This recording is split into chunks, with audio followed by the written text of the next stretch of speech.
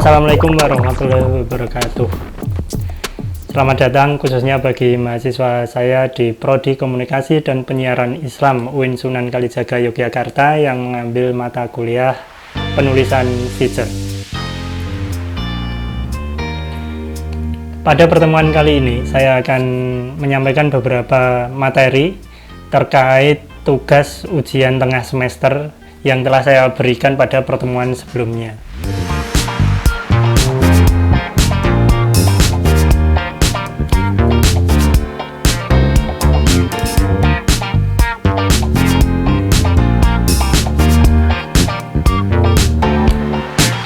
Dalam pengisian form yang telah saya kirim melalui grup WhatsApp penulisan feature, banyak yang menanyakan bagaimana cara memulai menulis feature.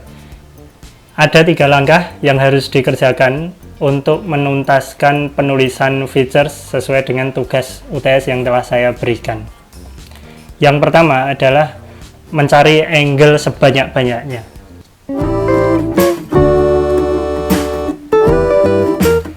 Angle didapat dari mana? Angle didapat dari tema yang telah Anda tentukan masing-masing. Setiap tema yang Anda buat itu memiliki banyak angle apabila digali.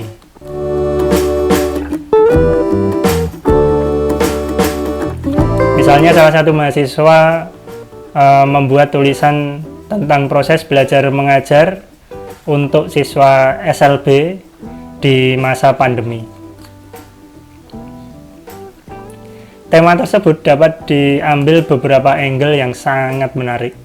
Misalnya, yang pertama adalah angle dari gurunya. Bagaimana seorang guru yang mengajar anak berkebutuhan khusus di kala pandemi ini. Kemudian, angle yang kedua misalnya, dari sisi siswanya. Bagaimana siswa SLB tersebut mengikuti pembelajaran ketika pembelajaran dilaksanakan secara daring. Kemudian angle yang lainnya, misalnya materi yang diajarkan apakah sama ketika sebelum pandemi dengan setelah pandemi ini, materinya apakah sama? Atau angle yang keempat, yakni bagaimana cara orang tua siswa difabel tersebut untuk membantu anaknya dalam mengikuti proses pembelajaran di masa pandemi.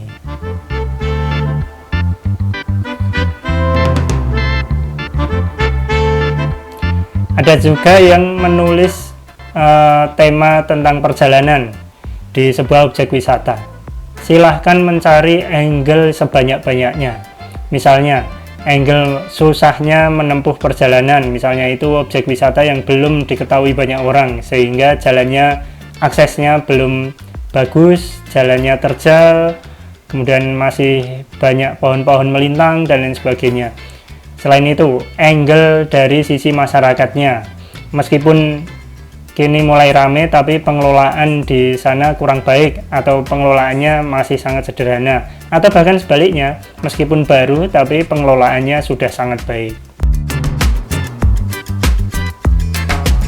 Tema-tema yang Anda pilih itu silahkan dicari angle sebanyak-banyaknya.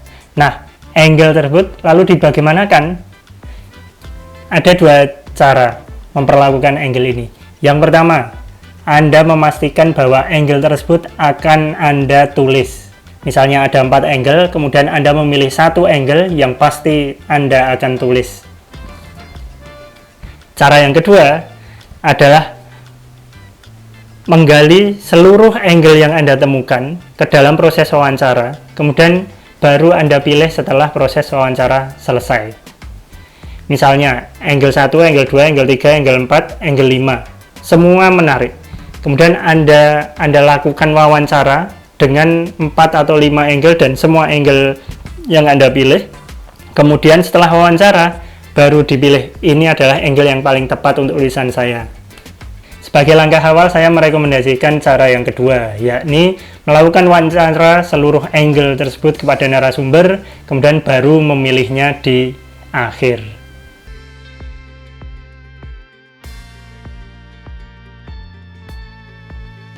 Lalu, apa yang harus kita lakukan?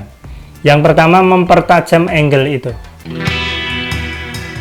Setelah menemukan seluruh angle, misalnya ada 7 atau 8 angle, yang harus kita lakukan yakni adalah melakukan riset. Riset ini dilakukan sebagai background kita sebelum melakukan wawancara. Sehingga ketika wawancara, kita sebenarnya bukan bertanya pada narasumber, tapi memastikan jawaban narasumber tersebut. Setelah melakukan riset, baru kita susun daftar pertanyaan yang akan kita ajukan kepada narasumber tersebut. Daftar pertanyaan berasal dari mana? Kembali lagi dari angle-angle yang telah kita buat.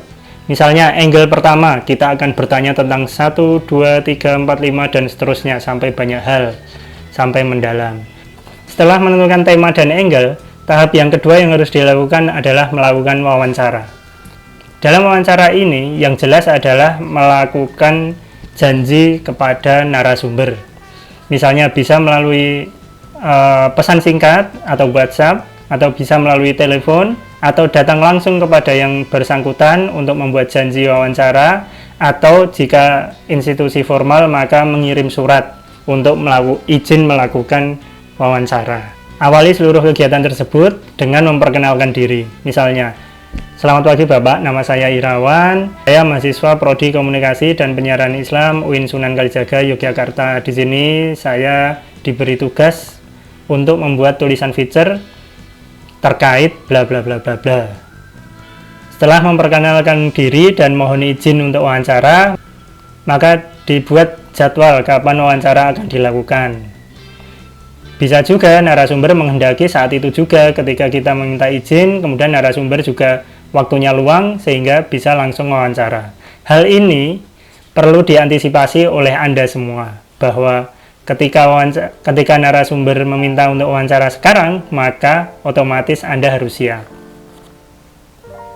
Pun juga ketika narasumber meminta waktu wawancara di pagi hari, siang hari, sore hari, atau bahkan malam hari sampai dini hari, karena kesibukan narasumber dan waktunya hanya itu, maka Anda juga harus siap. Pada saat wawancara, awali dengan obrolan-obrolan ringan, jangan langsung masuk pada poin wawancara. Misalnya memperkenalkan diri, kemudian menggali identitas pribadi masing-masing. Basa-basi dalam tanda kutip seperti itu lebih memperlancar proses kita untuk wawancara. Setelah basa-basi itu dilakukan, mohon izin untuk merekam seluruh proses wawancara, sehingga Anda merekam baik dengan handphone maupun dengan recorder, itu harus seizin narasumber. Apa fungsi rekaman itu? Yang pertama adalah untuk mengingat-ingat perkataan narasumber. Yang kedua, dalam dunia jurnalistik, jika itu adalah sebuah kasus misalnya, itu dapat menjadi bukti autentik bahwa kita telah mewawancara narasumber tersebut, dan jika nanti ada kata-kata yang bermasalah, itu bisa kita buktikan dengan rekaman wawancara tersebut. Saat melakukan wawancara, pastikan Anda yang memegang kendali. Jangan sampai narasumber berbicara panjang lebar, tapi substansinya tidak masuk pada tema yang Anda pilih. Hal ini banyak terjadi. Ketika selesai penulisan feature misalnya, kemudian saya tanya, kenapa yang ditulis jadi seperti ini, beda dengan rencana peliputan? Lah, bapaknya nggak ngomong tentang itu Pak, malah ngomong tentang yang lain. Jika narasumber memiliki waktu yang senggang, maka siapkanlah 1001 pertanyaan dan jangan terburu-buru. Artinya, siapkan banyak pertanyaan. Semakin banyak pertanyaan, itu akan semakin menambah angle yang akan kita pilih. Proses wawancara diibaratkan sebagai seorang pedagang yang melakukan kulaan. Semakin banyak materi wawancara yang Anda kumpulkan, maka semakin banyak pilihan angle-angle yang bisa Anda pilih. Oke, yang pertama tadi menentukan tema dan mempertajam angle. Kemudian yang kedua adalah melakukan wawancara yang efektif. Kemudian yang ketiga, setelah wawancara apa yang harus dilakukan? Yang pertama, bagi Anda karena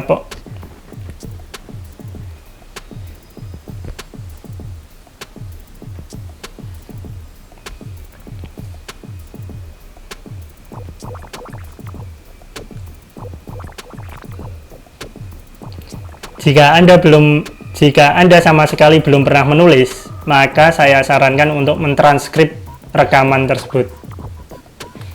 Yang ketiga, buatlah mapping tulisan. Setelah itu, baru Anda menulis feature.